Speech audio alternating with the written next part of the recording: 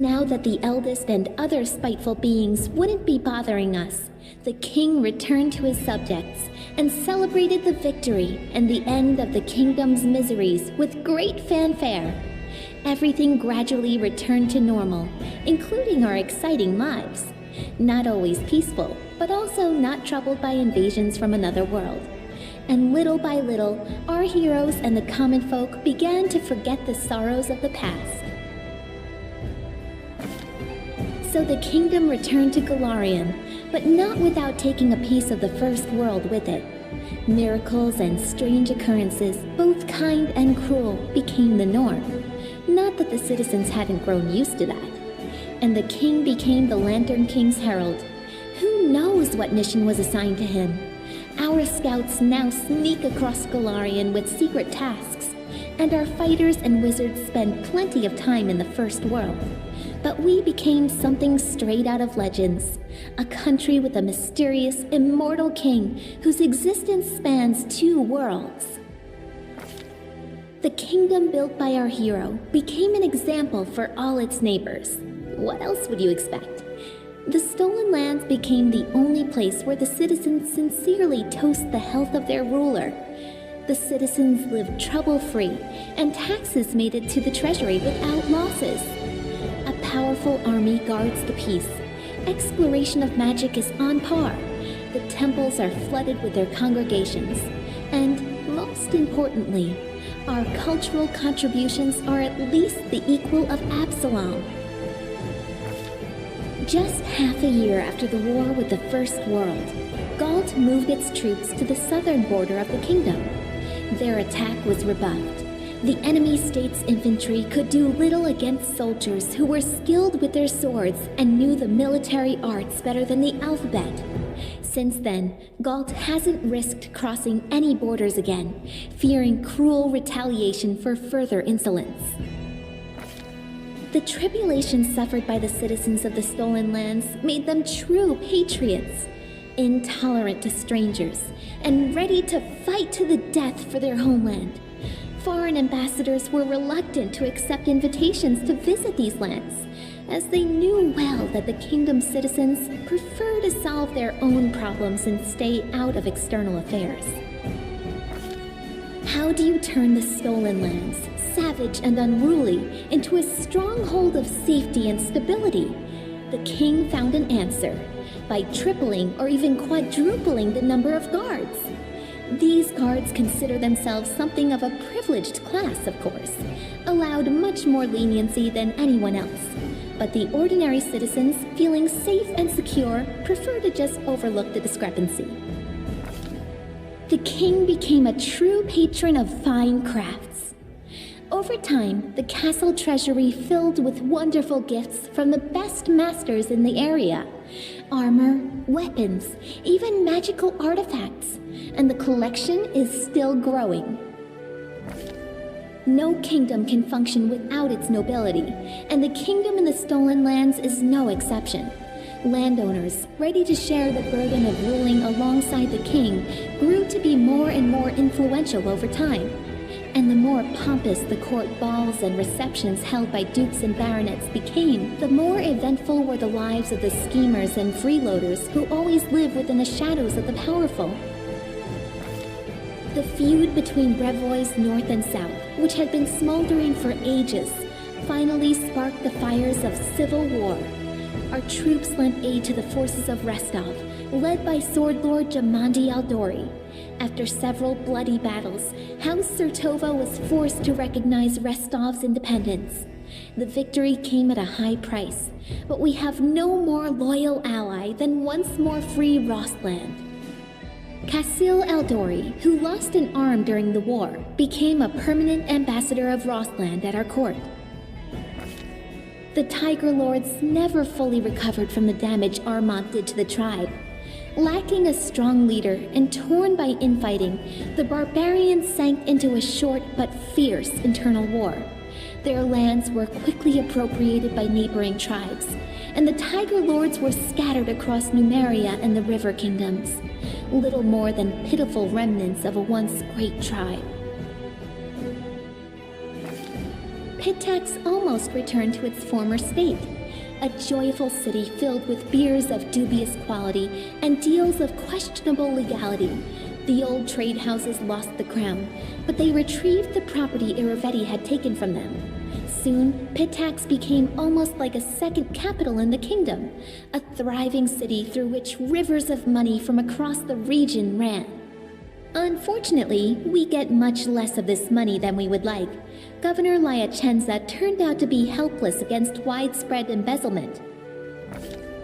Amid chaos and fighting, Headmistress Gitaren managed to preserve the Academy of the Arts, though not its reputation. Only sycophants willing to dash off odes to the highest bidder, primarily our king, stayed to work and study under her tutelage. One could say the Academy still flourishes, though in the same way a pond covered with duckweed turns green on a sleepy summer day, slowly becoming a swamp. No one dreams of studying at the Academy anymore, but for those more concerned with reality than dreams, it will always have a comfortable room. Trolls and kobolds, two of the most savage native peoples living in the Gnarl Marches, were completely exterminated in the region. The forest paths became much safer, and the peasants' cattle have stopped going missing. After enduring so many storms and troubles, Varnhold eventually turned into a real city. Daring settlers decided to conquer the vast, wild expanses of Dunsword, and despite all odds, they succeeded. The modest colony that almost vanished at the hands of an ancient lich turned everything around to become a thriving city with lively river trading. After the kobolds and mites disappeared, the empty caves beneath the old sycamore quickly became home to all kinds of disgusting critters. Giant centipedes being the most innocent and pleasant of them. Attempts have been made to clear out the caves, but it never takes long for something to take up residence again. In the end, the decision was made to block the entrances and burn the giant tree down, destroying the roots that held up the ceiling of the caves. Oleg's trading post continues to thrive, attracting even more travelers. Much to its owner's displeasure, a small town is springing up around it. Despite Oleg's grumbling, he and his wife are well regarded by everyone, and Svetlana was even elected town chief.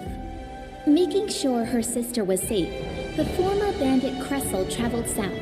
Her trail went cold somewhere in Absalom's docks. They say she changed her name again and now serves on a trade ship, hiding from old acquaintances.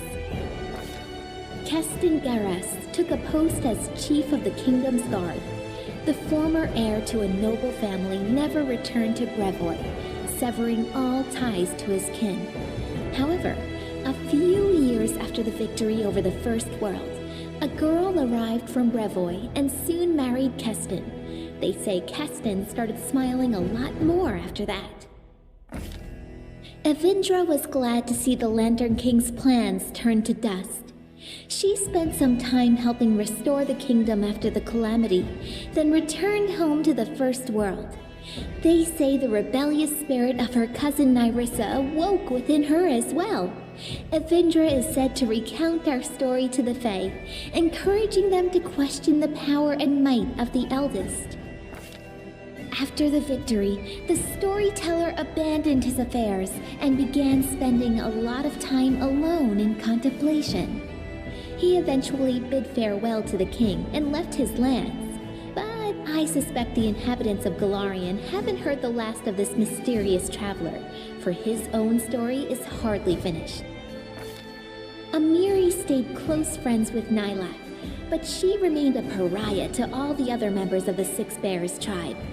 Despite all the wisdom of their new chief, the tribe never found its place among the unfamiliar plains and cities, and they soon broke apart. The two friends left the kingdom together, setting off to find their own adventures. Enough that it would take a separate book to tell them all.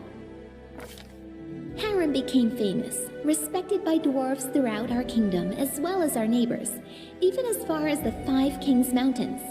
He's often been asked to help out or teach others, and he's never denied anyone, despite his grumbling.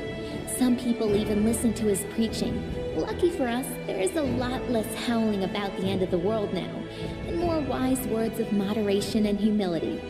Not all of his disciples turned to Grotus, but everyone took away something useful from his teachings. One moonless night, Jaethal mysteriously disappeared. Soon, frightened fishers discovered her body, really truly dead now. A young elf named Nortellara came to the funeral, claiming to be the daughter of the deceased. She didn't grieve for her mother overmuch, and she began carousing almost straight away, moving from balls to feasts to hunts. She acquired a crowd of admirers and treated the king as though they'd known each other 100 years or more. Some even assumed they were, particularly close. Octavia stayed in the capital as the king's advisor and loyal companion. A true socialite, and one of the most influential and desirable women in the entire kingdom. The balls put on by Octavia were frequented by nobility from every neighboring country, and she enjoys bragging to barons and counts alike that she achieved her status all on her own, a common half-breed from no family to speak of. Only Rigongar spoils her happiness. They fight constantly, and she fears that his drinking or some other stupid trick of his will drive him to an early grave. Rigongar hung up his sword and began the life of luxury he'd always wanted. Admirers lined up outside his door, women and men alike. He indulged in every pleasure, wearing luxurious clothes and hosting orgies that would make Calistria blush. He quarreled more and more often with Octavia, who feared his drinking and unruly temper would drive him to an early grave. After these fights, he'd drown his resentment in wine. These days, he's hardly ever sober, and his trembling hands can barely even hold a sword. After the war ended, Ekin hung up his bow on the wall and traded the path of the ranger in for the craft of the carpenter.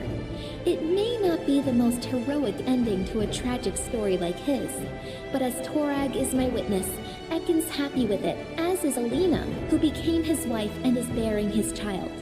Any baby born into this family will be pretty lucky, since the king himself still visits his old friend and will likely become the child's patron. Jubilost returned to the life of a traveling explorer, frequently visiting his favorite kingdom. He said so himself. His famous work studying the First World all opened with a dedication to his longtime companion, the king.